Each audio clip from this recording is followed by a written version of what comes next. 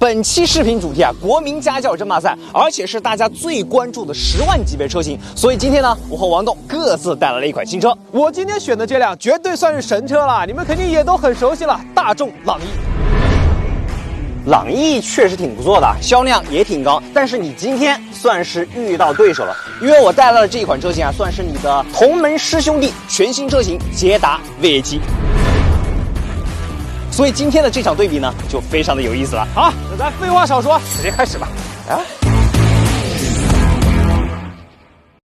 这一次的国民家教争霸赛呢，将分为4个关卡，分别是装载关、舒适关、配置关以及造型关。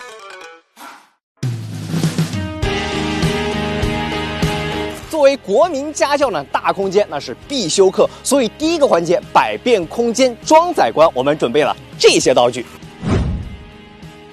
接下来呢，我也将会和8个道具人分别进入这2台车，看看哪台车装载的人数更多，装载的人数也就是相应车型的得分。我们先从大众朗逸开始吧。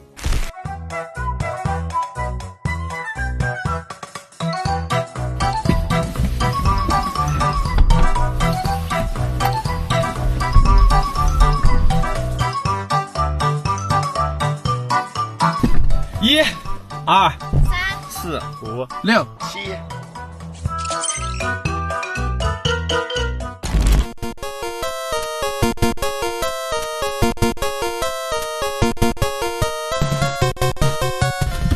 哎呦！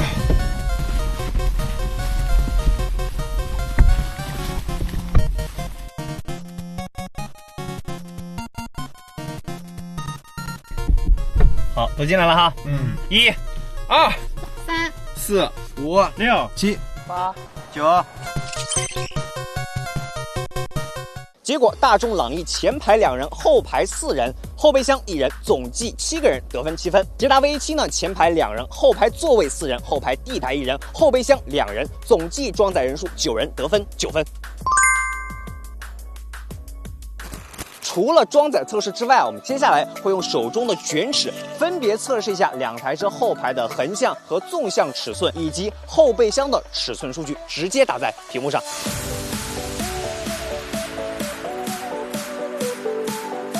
从测量数据来看呢，这一台捷达 VA7 不管是后排的空间还是后备箱的空间呢，都要比朗逸大上不少。不是，这也太夸张了吧！9个人你都能给他塞进去，后排还能蹲2个。没办法，我的车身尺寸数据优势比你大太多了。比如说我这一台捷达 VA7，它的轴距是2731毫米，轴距更长，我的后排腿部空间呢也就更大了，所以我的过道可以再蹲1个人也是轻轻松松的。而且我这一台车它的车长呢是超过了4.77米啊，所以你那台大众朗逸后备箱只能装1个人，但是我的这一台捷达 VA7 呢，后备箱可以轻松的装2个人。家用车嘛，就得够大够能装，所以这一关你说的心服口服啦。行，下一关吧，下一关。第2关出行代步舒适关，国民家教那必须得舒服。所以今天呢，我们准备了一条极具挑战性的减速带路面。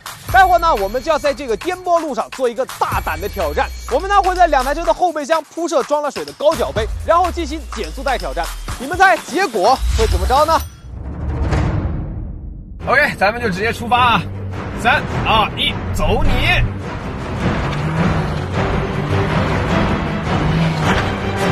时速稳在60，上。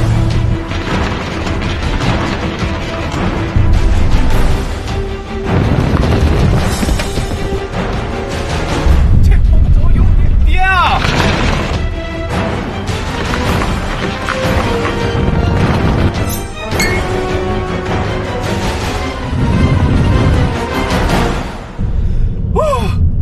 真的，我感觉我在过程中听到杯子倒的声音了，赶紧下车看看。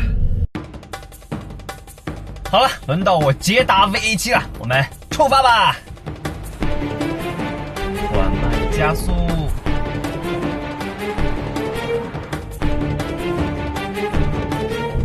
好了，时速60了。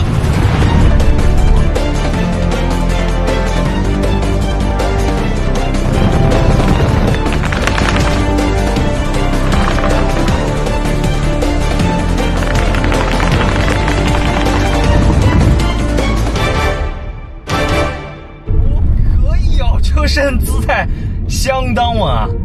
我们在过同轴减速带的时候呢，这台捷达 V7 上下是有一定的抛跳，但是幅度呢并不是特别大。但是在过一轴减速带的时候，车身姿态那就相当稳了。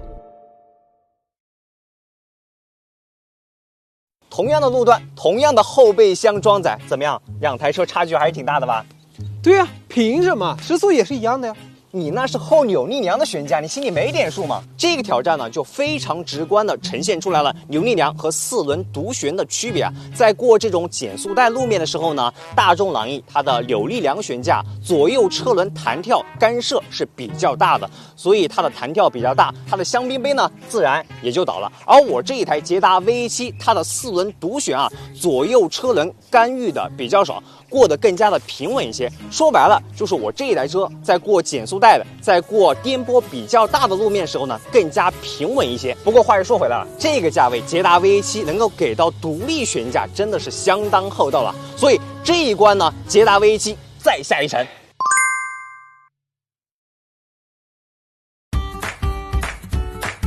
第3关居家实用配置关，看见没？两台车的前面各放了一个白板。接下来呢，我会和王栋将各自车型的亮点配置写在白板上，写的越多的得分越高。这个我觉得比较合理，我同意。那咱就开始吧。开始吧。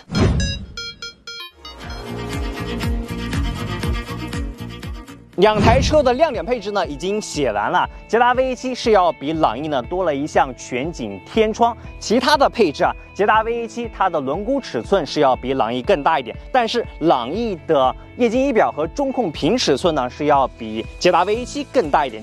对于用户来说，捷达 V7 多出的全景天窗让后排更加的开阔，增加了后排乘坐的舒适性。而主驾的电动8项调节范围更广，可以让不同体型的用户都找到相对舒服的坐姿。至于捷达 V7 的17英寸轮毂，那就不仅是看起来更帅，开起来呢也会更爽。最终的结果，捷达 V7 加6分，而朗逸加5分。最后一关，颜值即正义造型关。毕竟买车呢还是得自己喜欢，长得好看呢也很重要。这一关呢，我觉得咱俩算是平分秋色。为什么这么说呢？因为这两台车都是典型的大众样，很耐看。我就很喜欢朗逸这个星空前脸，跟自家大哥帕萨特一样，看上去呢就比较有气场。这个观点啊，我同意。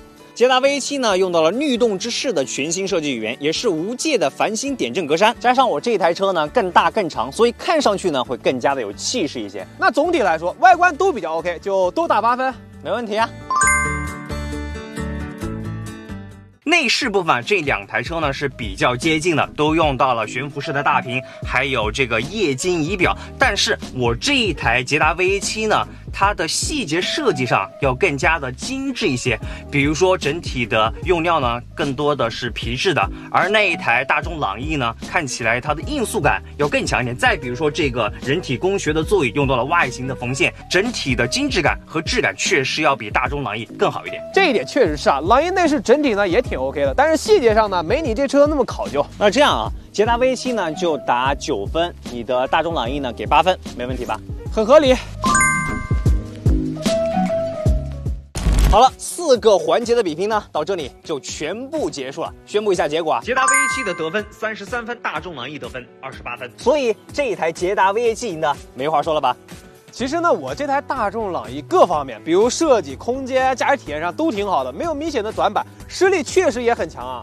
但没办法，长江后浪推前浪。我这一台捷达 V7 呢，不管是空间、底盘、舒适性还是质感上呢，都要更胜一筹。所以这一期的国民家轿新标杆，我就不客气了，给这一台捷达 V7 了。好了，本期视频呢到这里就结束了，我们下期再见。